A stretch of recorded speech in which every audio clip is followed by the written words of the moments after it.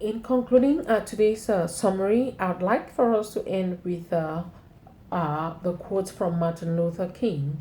And I know it is a very common and it's a familiar quote that many people know. It is so strong, and I want to invite you to share with me in this. He says, morality cannot be legislated, but behavior can be regulated. Judicial degrees may not change the heart, but they can restrain the heartless. This is so, so powerful. And indeed, international law can protect those who are more vulnerable or who are most vulnerable to abuse, to oppression, and to any form of harm. It can be the voice of the speechless, including the voice of nature. The rule of law has been the foundation of our post war multilateral system, and it is the system we need for our future to tackle the threats we face and to seize the opportunities we have to build a safer, just, and a sustainable world. This is very, very crucial. This all what I have just put together is very, very important because there are so many people who are voiceless. There are so many people who are not heard, maybe because of their race, maybe because of their sex, maybe because of their orientations in life, maybe because of their religious backgrounds. Oftentimes and not, it is not what they bargained for. Maybe because of the gender norms that are regulating their communities. All these things are factors which we are crying and asking that as we want to embrace the declaration of peace and the cessation of war as the way forward, we want to implore the hearts of people who are in the place of power to use the power in a way that is going to protect the interests of the common man. It is true that self interest still exists and people are more interested in those things, but we are saying here that while doing all of those things, let the interest of the common man be met. Let justice be available for everybody without a lot of bottlenecks, without a lot of hurdles that may prevent many people from accessing justice that they need, because the masses are suffering and they are dying.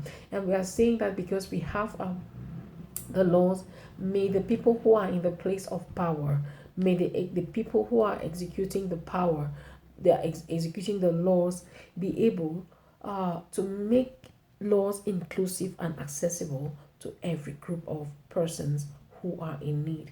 It is true that while we have the laws that can be able to help to restrain people, there are others who may still be able to come in to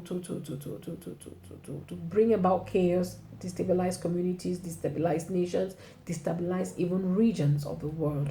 But we are seeing that with the laws that we have, that uh, wants to draw the hearts of people from the heavenly perspective, that all of us can be able to work together with this law, despite our difference in religion, to be able to look at the thing which can be able to put man at the center, the central point, and that is peace that can come through justice and that can come through the rule of law and not the rule of war.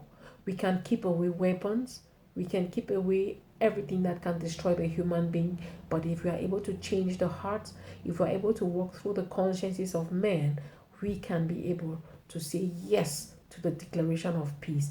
It is possible for us to live in a peaceful world. It is possible for us to live in a peaceful neighborhood. And it is how all of us we embrace this declaration and we are able to teach it to our children and to our children's children, to make it available in schools, to make it available at workplaces, to make it available at the level of the constitutions of nations, because national constitutions are drawn from the fundamental from the United Nations Charter, and they are equally drawn from the fundamental rights of the human being. If all the laws we are putting together are the laws that are going to protect the human person, then for sure we are striving to get to that place where everyone will be at peace. HWPL is ready to support us in all of these struggles. And if we all put our hands on deck, then I am sure that our children's children, they may be able to choose law over war. And together, we would build a stronger society, and we will protect our environment from all kinds of hazards that may come because of the use of atomic bombs and weapons, which were experienced some many years back and has affected people in different ways. When we look at Japan and we see the effect of the atomic bomb that was sent to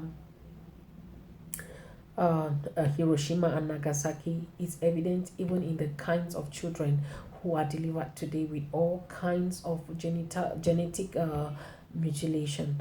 I pray and I hope that with this movement we can go a long way to improve on the lives of people who come to us, and equally to be promoters of peace and justice in our time.